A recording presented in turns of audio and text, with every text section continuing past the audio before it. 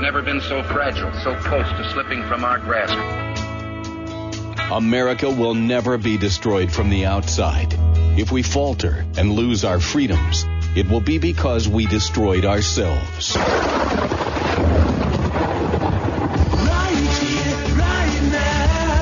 We've got to do a better job of getting across that America is freedom. Freedom of speech, freedom of religion, freedom of enterprise, and freedom is special and rare.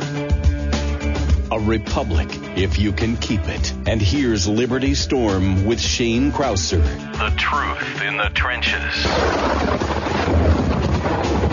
Right here, right now. There is no other place I want to be. All right, folks, you know what the deal is. There's a lot of discussion going on right now throughout America about Islam. Is it a threat, or is it an innocuous worldview? Is it a religion of peace with a bad name as a result of extremists, or is it an ideology of intolerance? That's what we're talking about and a whole lot more this afternoon. Good afternoon, America. I'm Shane Krauser, and you're tuned in to Liberty Storm. And we are Independent Talk 1100 KFNX. Welcome to The Truth in the Trenches. It's another great day in the USA. Here with a number of great people in studio today. I am very excited for today's show. I've got two of my friends in addition to you, Chappie. Dr. Jasser is here, and Dr. Goldberg is here in studio. While they may not agree on a whole lot, this is going to be great, vigorous, and friendly discussion along the way as we decide some things together about where we go as a country. One of the big issues right now in America revolves around Islam and Sharia law. Of course, we all know there is a debate going on right now involving this religion. Some make the argument that Islam and Sharia law is a threat to America and our ideals. Others say that it's an overreaction. And we'll go first to Dr. Jasser, Dr. Zuhdi Jasser. He's joining us right here in studio, and we're going to have a candid discussion about the religion of Islam. Dr. Jasser is the president of the American Islamic Forum for Democracy. He's a former lieutenant commander in the U.S. Navy, the vice chairman of the U.S. Commission on International Religious Freedom, and he's the author of a book entitled A Battle for the Soul of Islam, An American Muslim Patriot's Fight to Save His Faith. Dr. Jasser, thank you so much for being with us this afternoon. Shane, it's great to be back with you, and congratulations on the new digs, new program. It's fantastic, so I'm glad to be here. We're very excited, and I appreciate that, and I think one of the things that's been most exciting is just to have some great guests come on and join us and talk and debate and discuss and just come together and do what America's all about. Have some thought experiments and argue about, what are some of the solutions that we need to go forward with. Dr. Carl Goldberg, say that again, Dr. Carl Goldberg, a little bit of a tongue twister there for me.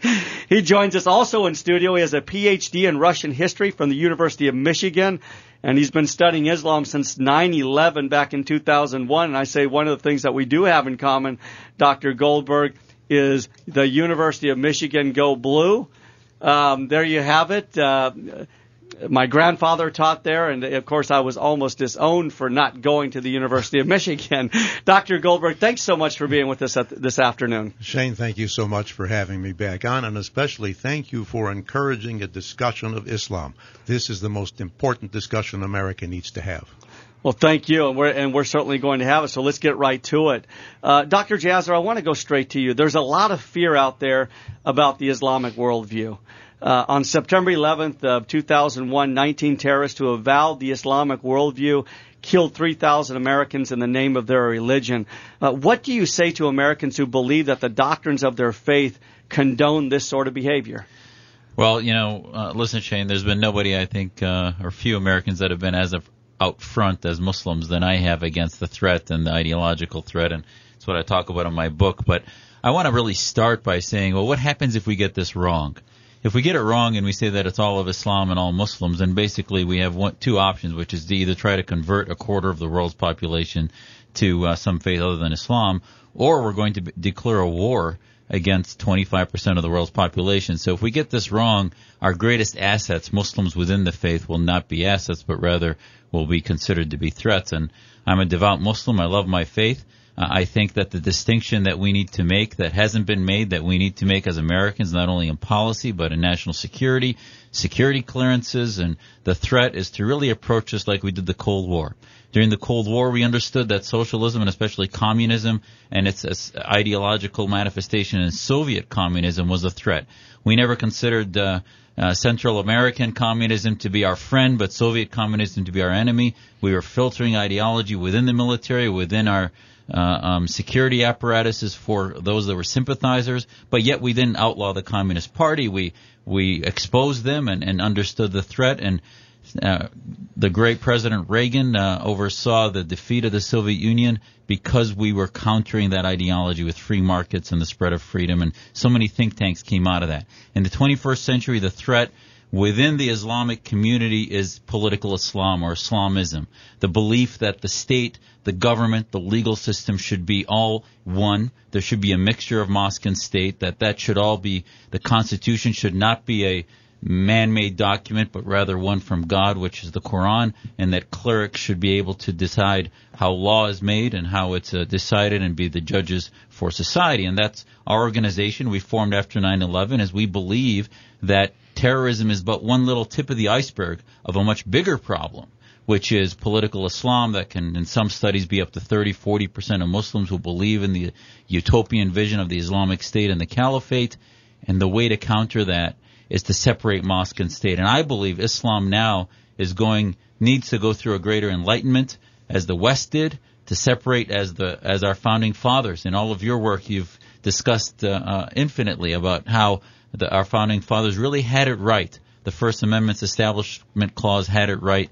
I believe the Islam that I've learned, that my family escaped Syria to be able to practice here in America, is possible to separate mosque and state. We certainly have a problem with leadership of our faith community, but that needs a reform movement that many of the Muslims that have joined me so far since 9/11 are helping us lead. So, Dr. Jasser, going back to 9/11, are you suggesting that those individuals who actually initiated this attack on New York City and throughout the country, there's this backlash that's going on, are those individuals that are truly living out their religion, or are you saying these are a bunch of extremists who are adulterating the religion? They're certainly adulterating my version of Islam, but I'm not an apologist to say that isn't a version of Islam. I certainly am realistic, and you cannot, by saying that that's not Islam, you're avoiding the cure. You can't cure what creates Al-Qaeda, what creates bin Ladens and Faisal Shahzads and Nidal Hassans and the Boston bombers from just last year, almost 1 year ago to next week. You can't defeat that without defeating their theological mandates. The Imam Kordawis of the world that have 60 million followers on Al Jazeera that listen to that Imam who justifies suicide bombing in Israel, in Iraq, and elsewhere. So, they are a manifestation of a militant version of an Islam that believes that the West are infidels, that secular society is evil, that believes that somehow women are the property of their husbands, their brothers, and all the parts that my family has disagreed with, that believes that is part of the Islam that we practice. We need to stand up and fight. This is a battle within Islam, not against Islam. Dr. Goldberg, looking back at 9/11 and your study of Islam and the Quran, are these individuals that are living the absolute letter and the spirit of the law as they fly these airplanes into our buildings? Well, that's a very good question. First, let me say that Dr. Jasser and I actually agree on a lot more than one might think. When Dr. Jasser says that this is the 9/11 folks are only the tip of the iceberg, that is exactly what I teach in my presentations also. And we're talking about an ideology that goes far beyond the hijackers. It's this ideology of no separation between mosque and state. In other words, everything is for Allah, all of society. And this is the ideology, and I think it's wonderful that Dr. Jasser is opposing that. The problem is that this has been the ideology of Islam ever since the time of Muhammad. Everything is for Allah. Muhammad himself, and it started out this way, was not only a religious leader, but also a military leader and a political leader, and there was no separation. The mosque itself was the center of politics as well as it was of religion. And so we are dealing with now this question of, is it possible to separate what Dr. Jasser calls political Islam from the rest of Islam. And to answer that question, I suppose one would have to go to the most respected Islamic religious authorities and the most sacred Islamic sources and see what they say about it.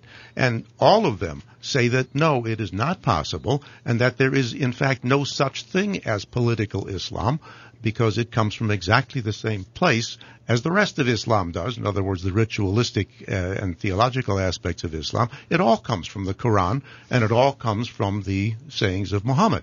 So there's no way to separate these things. To separate it would mean to take out parts of the Quran which talk about politics and law. And no Muslim is permitted to do that without being under penalty of apostasy, that is the penalty of death. One cannot question anything in the Quran. That's part of Sharia law also. And so to answer your question again, were the hijackers following Islam? Well, they certainly thought so. And not just they, the 19, but they had tremendous support from the Islamic religious establishment.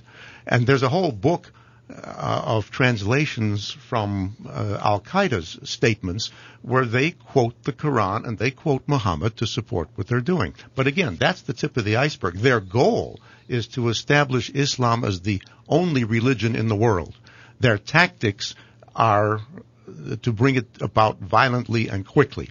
But that's the tip of the iceberg. The rest of the jihadists, and I have a book here, just came out by John Guandolo, who is a counterintelligence expert for the FBI, former, called Raising a Jihadi Generation, Understanding the Muslim Brotherhood Movement in America.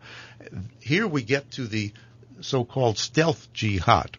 In other words, there's tremendous number, and Dr. Jasser has alluded to that, of Muslims in the world who accept the same goals, the supremacist goals of Islam. In other words, Islam should take over the world.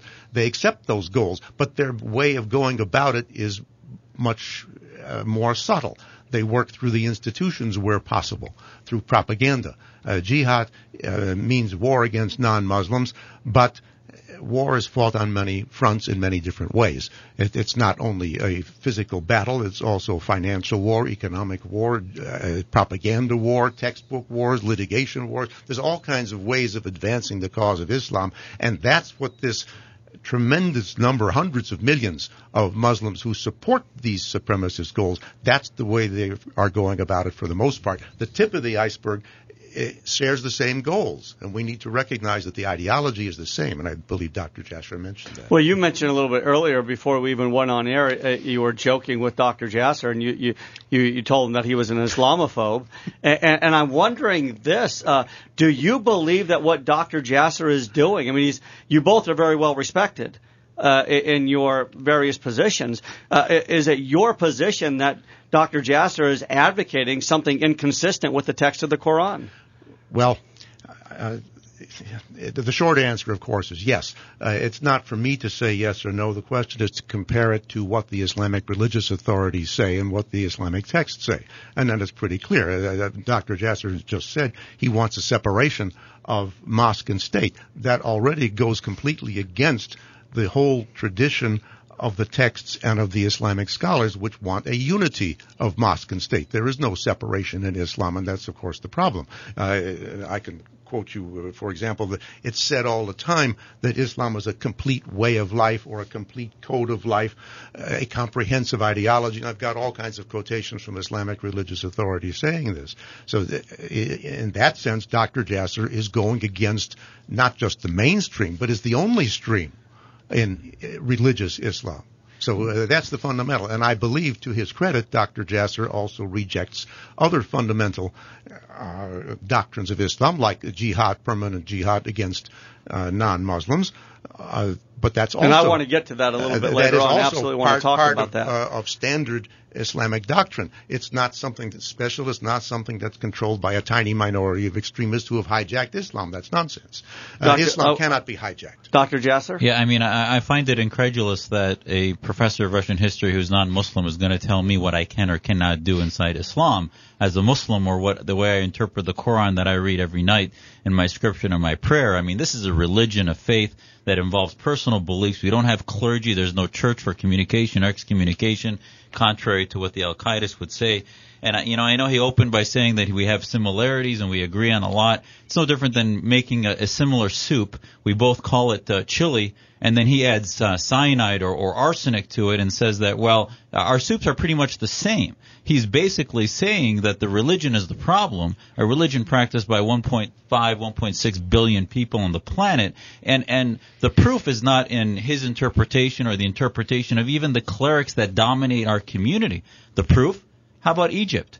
Egypt had the Muslim Brotherhood, which is the ideologues that we both agree are a threat, elected because the only other people running for office were the dictators, the military dictators, and the Brotherhood won, and within 1 year, you had 10 million Egyptians, the most demonstrations in humanity, which were mostly Muslims, coming to the street and saying, you know what, we don't want theocracy, we don't want what you guys have to offer, and you had 1 year of theocratic leadership doing more to generate an ideological movement in a democracy than 60 years of dictatorship from Nasser to Sadat and Mubarak. That's why you can't defeat this militarily. It's an ideological battle.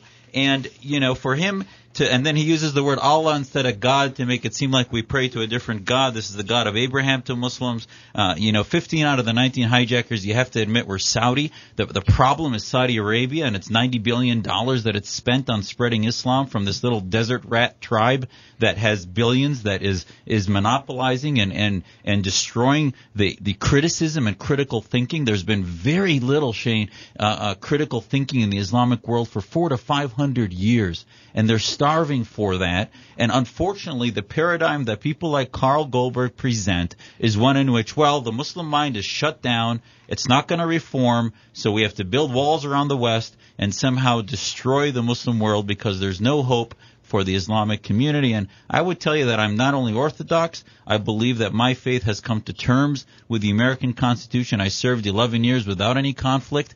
And I don't think that, I've been debating Carl now for over 10 years. And there's been absolutely, you can look at our old debates that we've had and speeches. There's been no evolution in his thinking despite the Arab Spring, despite all the changes that are happening, despite our underpowered efforts, which have been threatened by the Qataris that are spending billions while we can barely get along with the little dollars we have from inside the United States. So, you have to evolve and look where the world's going and what the best strategy and what he thinks the solutions are. And I'd love to hear from Carl what he thinks the solution is to his constant refrain of what he thinks the problems are. And so, Dr. Goldberg, and you all are the experts. When we talk about jihad, of course, Dr. Jasser, your interpretation and your belief system revolving around jihad are obviously very much different than Dr. Goldberg. Dr. Goldberg, correct me if I'm wrong, jihad is something that's played out. And Maududi, I believe, is one individual that you often look to for purposes of identifying what, in fact, jihad is, as well as the black and white of the Quran.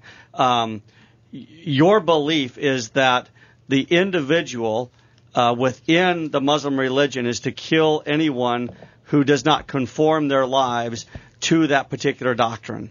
And if that is, in fact, the case, what is the solution then? If individuals are compelled to behave in certain ways, if they're going to operate within the Muslim parameters, what is the solution? Is it to outlaw Muslim or Islam in America? Is it to say that they're no longer protected under the First Amendment? What do the solutions look like? Well, Shane, first of all, I would like to ask Zuhdi Jasser, please, to refrain from personal attacks. I think that is really debasing the whole discussion here. I am not giving my personal opinion. I'm giving you what the Islamic religious authorities throughout the last 1,400 years have been saying, the ones who enjoy the most respect throughout the Islamic world. You're pretty sensitive, Carl. What was the personal attack that I gave you? The personal attack is I'm doing this and I'm giving my opinion and so on. I hope you nothing about you personally. There was nothing. You're pretty. Excuse me. May I have the microphone? Sure. This is not the first time, just by the way, that you're trying to I want to make sure I don't do it again. What was the personal attack? Just leave my name out of it. Let's talk about Islam. What should I call you? You can call me by my name, but you don't have to say that I do this and I do that. We're talking about Islam, not about me.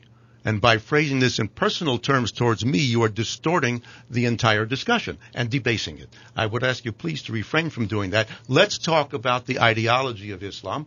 which you started in your first introduction to do, and I think we ought to continue doing that. We need to talk about what is, in fact, in the Islamic texts, what the Islamic religious leaders say. That's the way to find out what Islam is all about. And now, to get to the question of solution, you mentioned also that, you can't make war against 1.5 billion Muslims. Let me say that in World War II, we didn't make war against 80 million Germans either. We made war against the people who were leading Germany, and we made war against the Nazi ideology. In the Cold War, we didn't make war against 350 million Russians or Soviets. You make war against the people who are promoting the ideology. This is what we need to do in Islam also. And when we come back, more on the solutions. Great discussion with Dr. Jasser and Dr. Goldberg. Lots more to come. Stay tuned, folks. You're listening to Liberty Storm. I'm Shane Krauser. The Truth in the Trenches. We'll be right back.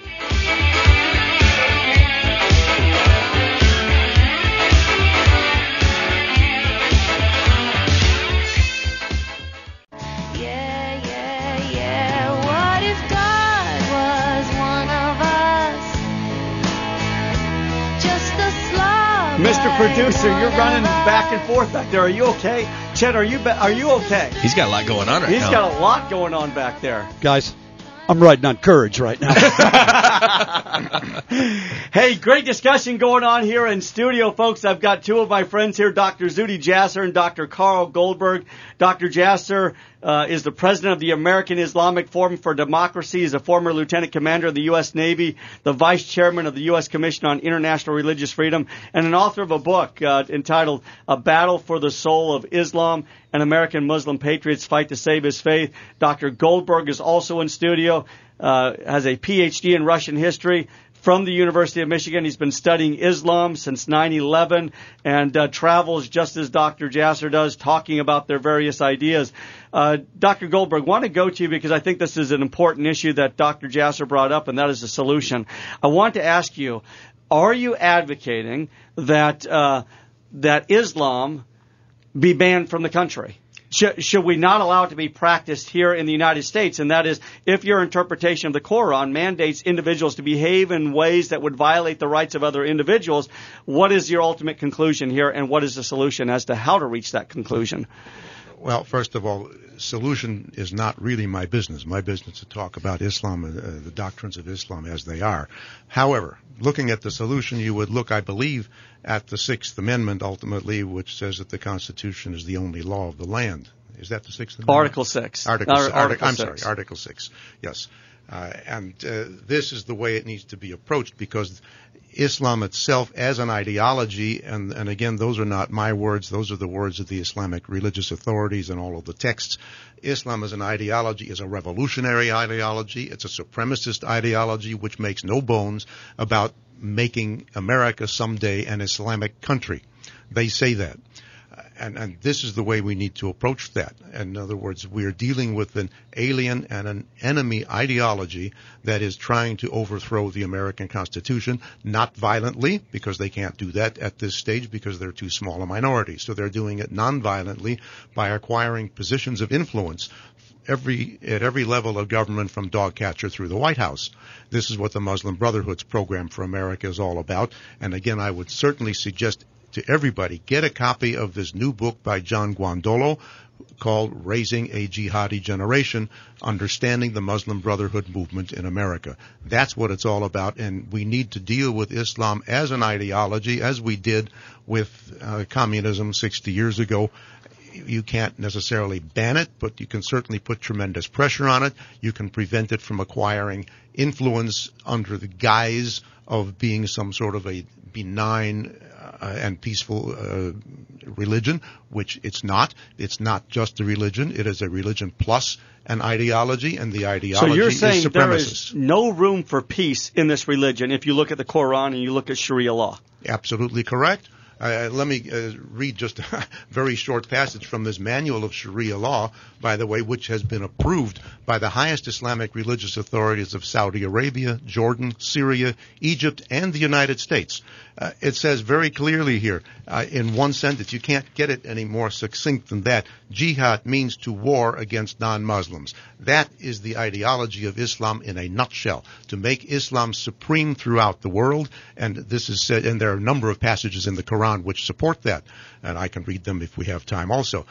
But this is the ideology that we need to be aware of. And just because most of it is not violent at this stage doesn't mean that it doesn't exist. It does exist. It is working its way through the institutions. And this whole focus on the war on terrorism, as Dr. Jasser said, that's only the tip of the iceberg. It's deflecting and distracting our attention from the real long-term problem, which is this massive hundreds of millions throughout the world of Muslims who support the Muslim Brotherhood ideology, and it's not just Muslim Brotherhood, and it's certainly not just Saudi Arabia. Saudi Arabia now has come out against the Muslim Brotherhood, but the Muslim Brotherhood is operative in 150 countries, very strong in Europe, very strong in the United States, and it's not just the Muslim Brotherhood because that's only Sunni. What about the Shiites? In Iran, which is about to acquire nuclear weapons, they have exactly the same notion of ideology and the exact same notion of Islamic supremacy. Well, I want to go to Dr. Jasser and ask him about this. What about this contention that it's not a religion of peace? I think, I'm listening to him thinking, what are your listeners thinking is this? He couldn't even answer the question about what the solution is. And it'd be no different than going to your physician. And basically, why don't we all go to just hospice physicians and say, if you have cancer, you're going to die. There's no solution. And he says that, well, he has some responsibility to take it upon himself as a non-Muslim to tell us what Islam is, but no, it's not his role to tell us what the solution is. And he said basically it's like World War II where we started bombing Germany and Italy and all these places where there were dictators and fascists that we needed to defeat, and ultimately what has Iraq and Afghanistan brought us? We left Iraq, and now basically it has turned over to Shiite radicalism as becoming part of Iran. And military, there's no military solution. Are you telling us that, and as a former naval officer, having served 11 years, I hope our sons and daughters are not giving, and I supported the Iraq intervention. I do not think we should have withdrawn, but the solution is not military. You cannot bomb your way into these things. You cannot build a wall around America, and the Islamists are within our walls. And the books that he's lifting up, I have written against. Since many debates we've had, I've talked about the fact that the reliance of the traveler has many aspects to it that are seditious. I've stood up at Islamic meetings and talked about these things to my fellow co-religionists, but I also am involved in the community and know that there are many Muslims that disagree with this, and know that we as a country, to take this one step and start to talk, Shane, about the solution, we as a country need to focus on facilitating networks of moderate Muslims that, how do we define moderation? Those who separate mosque and state, and that Islam can go through the same transitions Christianity went through that took 1,789 years until you had a constitution ratified that actually understood what it meant in the Bible to render unto Caesar what is Caesar and unto God's what is God's. And to say that it's black and white, I mean, it's unfortunate that Carl has had so many years to read my book and he still hasn't. The last chapter talks about misinterpretation of the Quran, what he calls Quran, unless he's an expert in classical Arabic. I certainly read Arabic, and I use the resources to get interpretations. And in my book, at the chapter, I talk about all the misinterpretations that so many Muslims, including the Wahhabis and the clerics that he cites, and I've criticized, and how their misinterpretations can be reinterpreted by modernists. We formed coalitions that include people like Tariq Fatah organization from President Wahid from Indonesia called Lib for All that wrote a book called The Illusion of the Islamic State. These are all not nominal Muslims. So the solution, we've proven in Iraq and Afghanistan, is not to bomb the Islamists. You have to have an ideology. You have to have a Washington that is aware of the Islamist threat inside our military. Just yesterday we saw a jihadist that almost became, part of our military, and we're doing nothing about it. But you can't walk America down this path without laying out for them what the solution is. If you don't do that, we're going to get nowhere. And I think Carl's method, without a solution and saying that I as a Muslim, basically he's saying that I'm lying to you, that somehow I'm presenting some fictitious Islam that doesn't exist, and therefore telling your listeners that that doesn't exist, and therefore America needs to walk into some global war, which we've proven in Afghanistan and Iraq is a failure. So as he begins to cite individuals like Abul Maududi, the Ayatollah Khomeini, saying, if we are not a religion for peace, kill all the infidels, you're saying that your version of that moderation absolutely reconcilable with the Quran and with Sharia law. Yeah, I mean, the Thomas Jeffersons and and Locke's and James Madisons of the world were fighting against theocracy. And I could have, at that time, if we were having this debate in 1760, given you names of theocrats of the Church of England that were saying that this is the Bible, this is Christianity, the world is flat, etc., and told you this is not the moderate Christianity. So I submit to Carl and all the other naysayers that we are not the dominant voice. But that dominant voice is coming out of a world in which America has not taken sides within the House of Islam. And if you take sides against the entire House of Islam, you are going to end up in a cataclysmic conflict that will never be resolved versus the resolution now that includes, like if you look in Syria, there's not only two sides between Al-Qaeda and Assad and Hezbollah. There's a third side there of the moderate majority that we have to begin to navigate.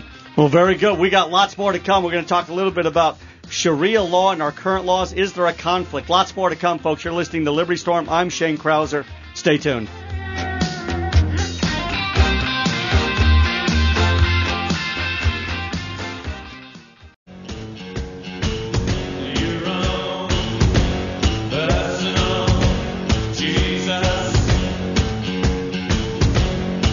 All right, folks, welcome back. You're listening to Liberty Storm. I'm your host, Shane Krauser, and it's another great day in the USA as we talk about the problems, address the solutions. I've got two great people here that are pretty passionate about their particular views. I've got Dr. Jasser and Dr. Goldberg in studio with me and discussing the issue of Islam.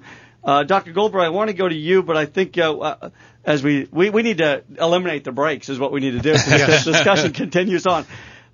Dr. Goldberg mentioned a little bit earlier about Article 6 of the Constitution, that it's the supreme law of the land.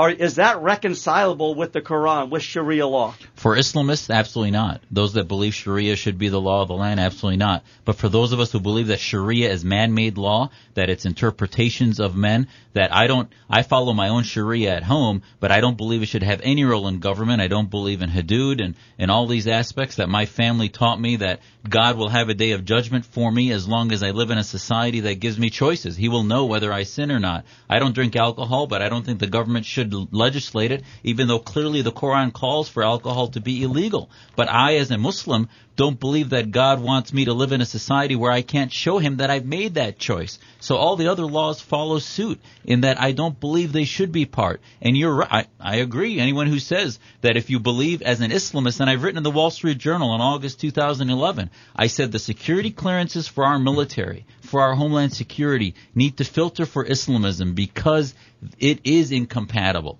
Those who believe in the Islamic construct for societies where Muslims are a majority are ultimately living here as an insurgency. But that's a theopolitical movement. They are not all Muslims that way, and there are many devout Muslims who believe in the Western construct of liberty and the First Amendment, and we are not abandoning our faith despite those who think that they know what all Islam is and what is not Islam. Dr. Goldberg?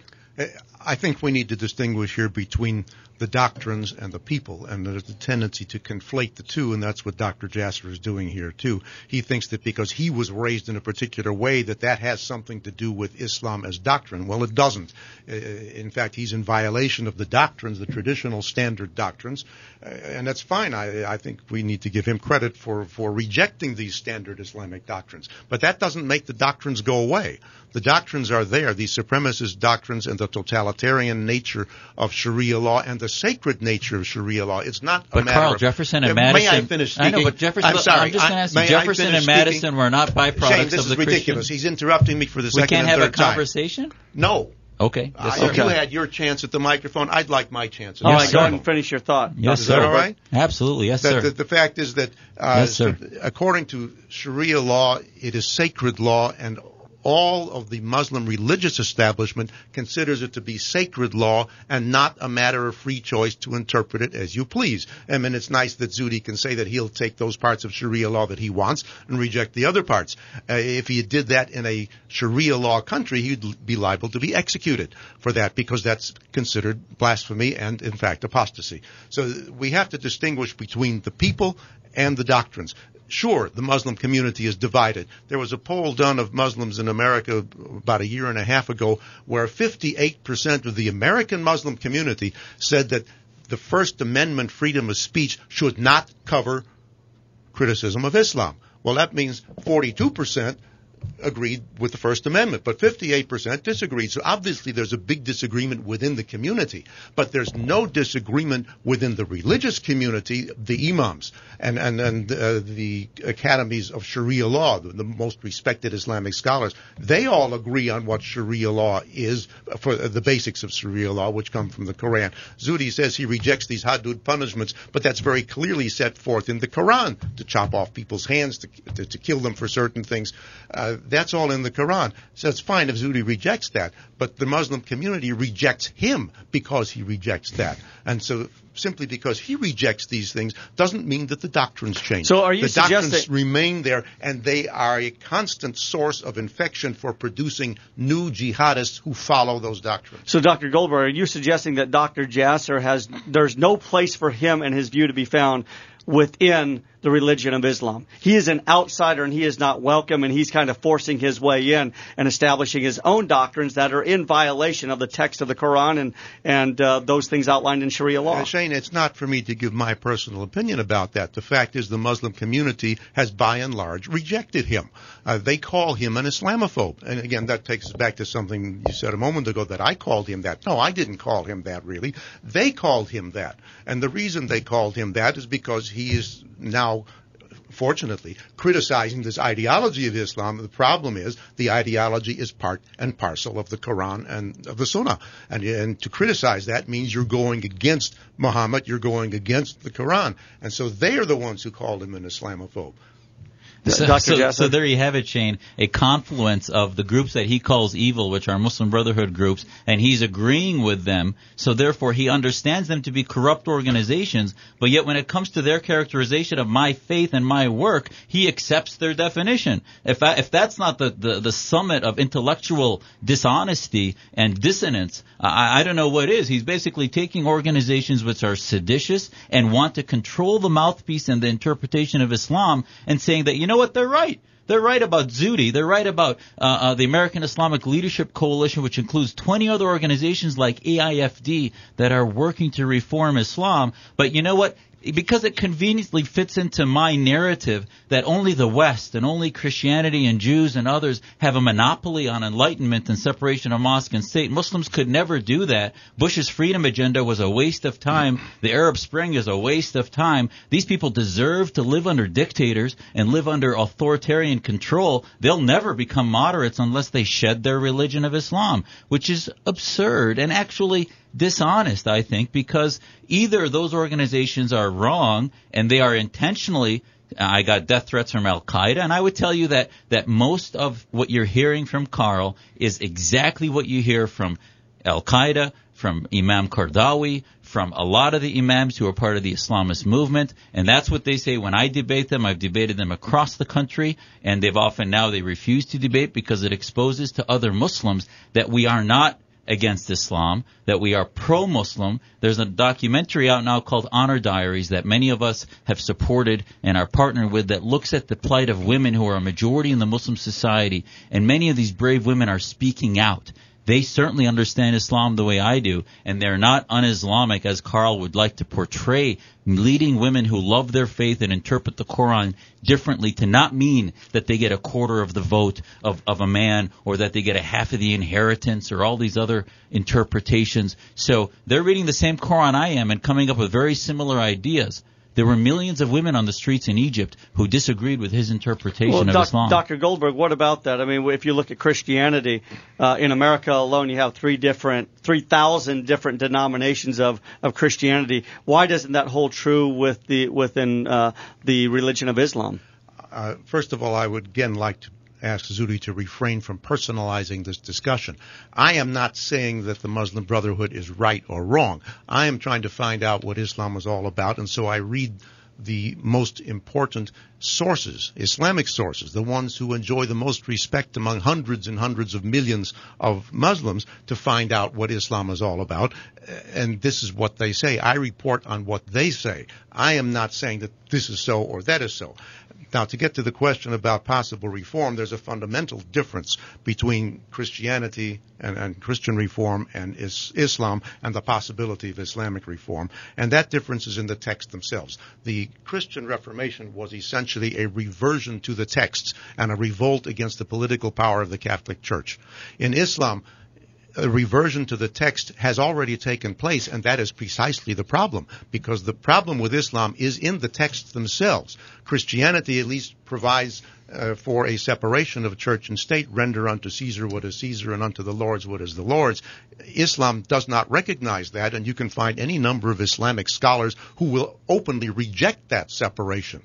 And so Islam is not permitted to make that separation. Everything must come from the Quran and from the Sunnah. That is standard Sharia law. I'm not making this up. That's not my personal opinion, and Zuhdi should not say that it is. We need to talk about what the actual doctrines are and the doctrines that the Islamic religious community supports, as opposed to his community, which is relatively small, minoritarian, very minoritarian, who will never speak out against the Quran openly or against Muhammad openly, but that's where the problem is. Well, we're not one community, Shane. We're multiple communities, and I didn't say only that he said it, but I said that he was parroting the words of leading imams and other clerics that are fascist Islamists. So the bottom line is that what's the strategy? Do we have a strategy? The strategy is to separate the Islamists from the non-Islamists, because you can only win this if Muslims like me are leading the fight at the head of the spear. Without Muslims like me in our organizations, and you continue to parrot what my enemies say about me, then you're going to marginalize our work, and this country is doomed to be in a infinite war with infinite bombs going off inside our cities, just as they threatened yesterday, for the next generations to come. Well, we're going to continue on with the conversation. I want to talk about Sharia law, our current laws, and whether or not we can truly separate the political side of Islam and still remain true to the religion. Lots more to come with Dr. Jasser and Dr. Goldberg. Stay tuned.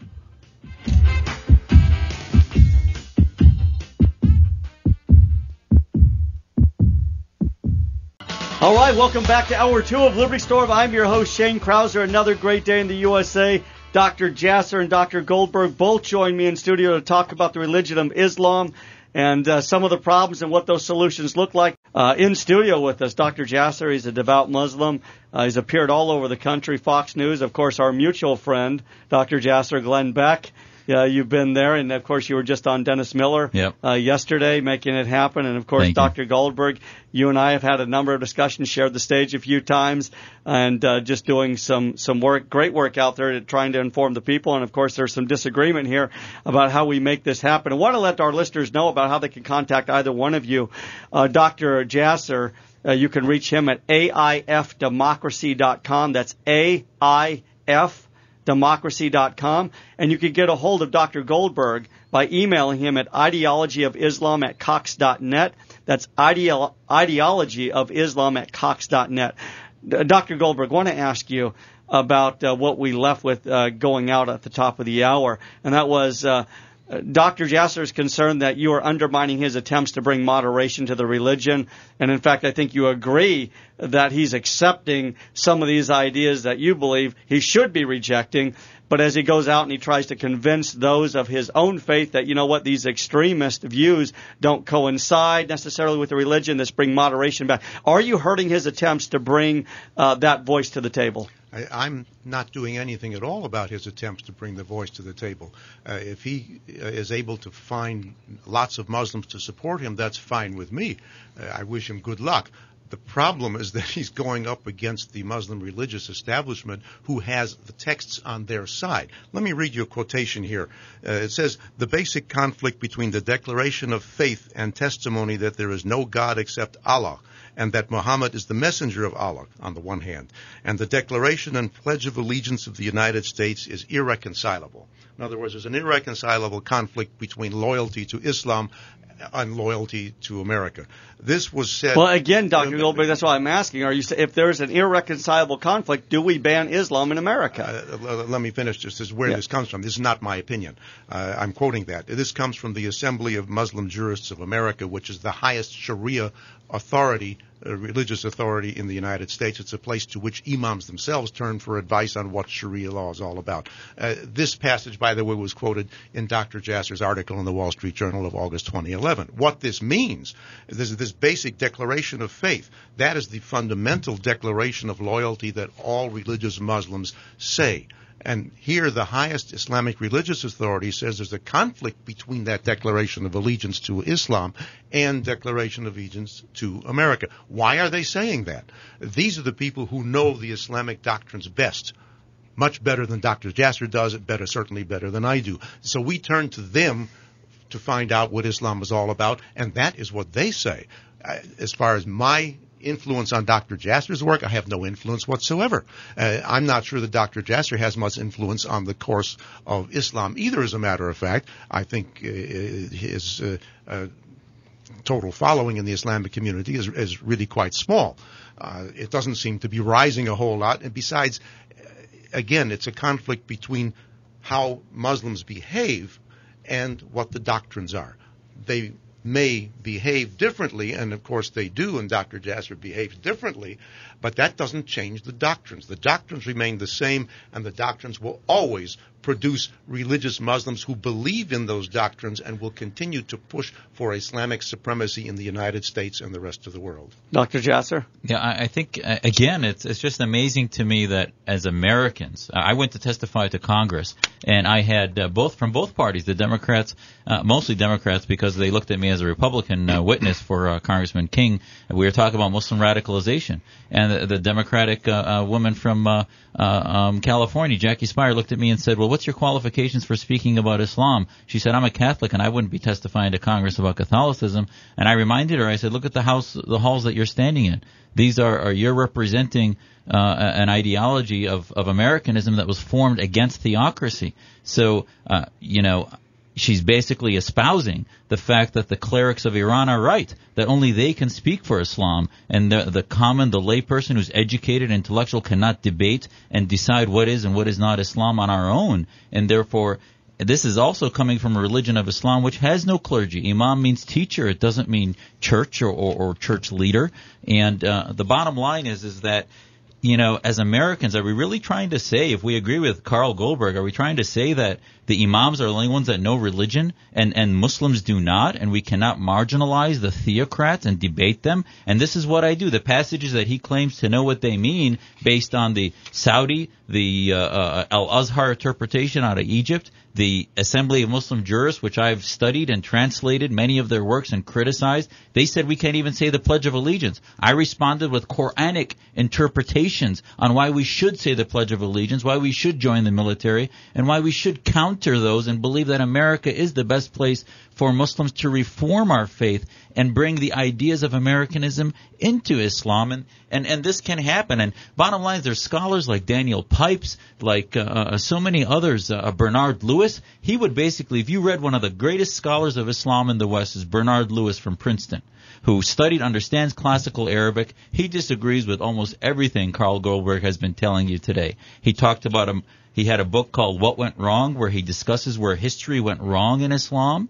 And yes, there are many of the things that he would share, but I would tell you, if you read Bernard Lewis or Daniel Pipes, they'll tell you that moderate Islam is the solution, while Islamism is the problem. And Carl's ideas put in poison into the soup that kills everybody, rather than poisoning any solution. Dr.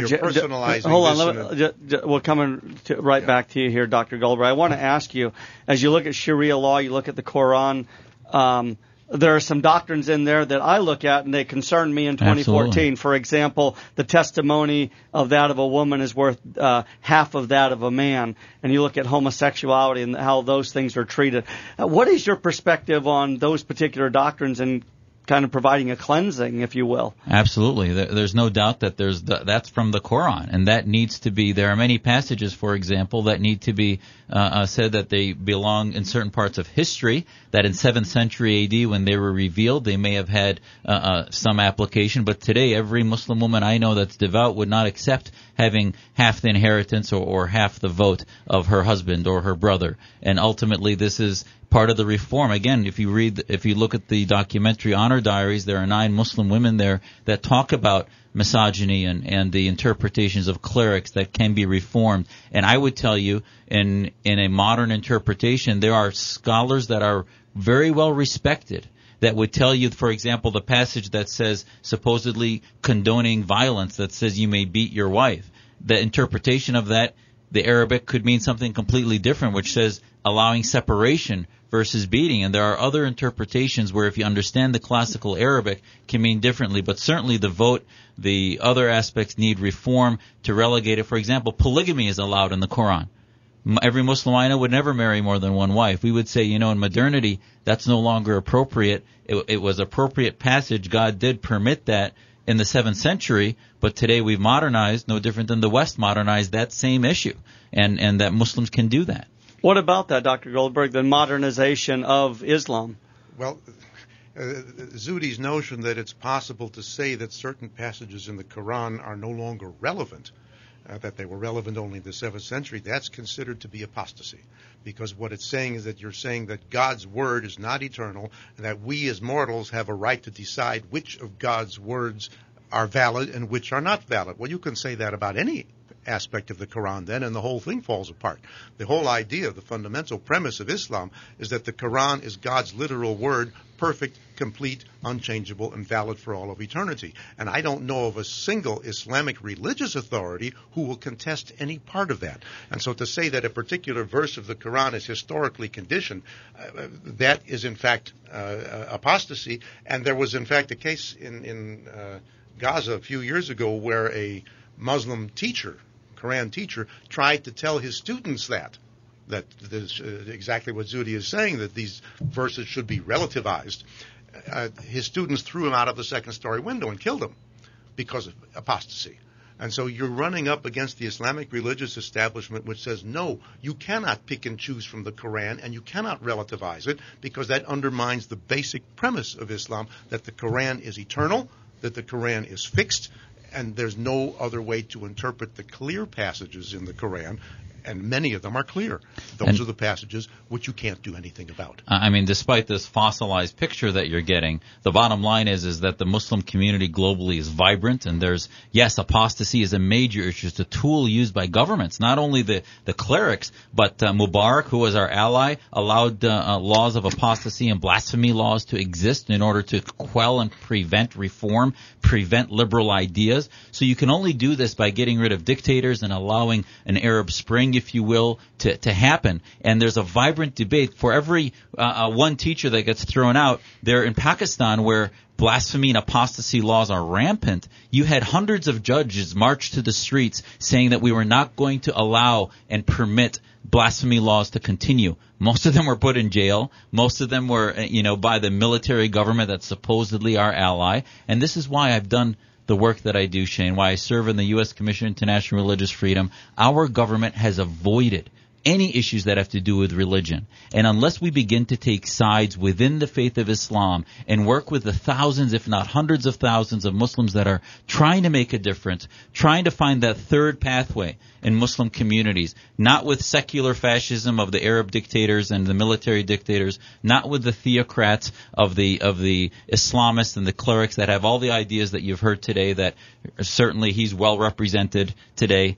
The bottom line is there's a third pathway of Muslims that believe that we can be true to our scripture, but do it in a way that's moderate and very American in its interpretation, and allow our governments to be run by reason and not by scriptural exegesis, which allows the clerics to run the show. And you're involved with the Muslim Liberty Project. Is that right? And what is that? Our MLP, Muslim Liberty Project, which has its leadership meeting in a few weeks, is basically a project that teaches youth that their identity can be very American, that ultimately what allows them to be Muslim is not the scripture or other things that are simply fixed, but their interpretation, how they live their faith. And America gives them the freedom to be Muslim, to be close to God or reject or accept any of their faith, that ultimately the formulas of the Founding Fathers was what gives them their identity. And the MLP project, Muslim Liberty Project, is about having that identity as Americans and then choosing which imams to listen to, which to believe, and being critical of our faith leaders, and also loving and accepting, our families and our culture and our faith in a way that allows us to marginalize things like political Islam and interpretations of Sharia. And Dr. Goldberg, you do a lot of the traveling as well. You have a lot of your teaching is done right here in the Phoenix area. Most of it. And what is your objective? I mean, at the end of the day, what is your objective, in terms of teaching these people that come to you? My objective is to stimulate a discussion about Islam. But that discussion is being suppressed at every opportunity by the Muslim community and their community organizations, and by the imams. They will go out of their way to suppress any discussion of Islam, and they'll call it Islamophobic. Well, how do they do that? They tried to suppress one of my presentations. I was going to give a talk to a Republican group at a church in North Phoenix, and this was publicized, and when the Council on American Islamic Relations got wind of it, they had an action alert to advise all of their supporters to write an email. Were those Muslims, or were those people that are scared of the religion? Well, they were either, most of them were Muslims. There were some Muslim supporters who they were advised to write to the pastor of the church to cancel my appearance. Fortunately, the pastor of the church did not buckle, and he did not cancel my appearance, but this is the kind of thing that is used. Right now, CARE is conducting a big pressure campaign against the National Federation of Republican Women, which occasionally invites speakers on Islam, and of course CARE doesn't like the speakers that they're inviting, and so they want to describe these speakers as Islamophobic, as bigots, as racists, and the promoters of hatred, and that the Republican women should not invite them.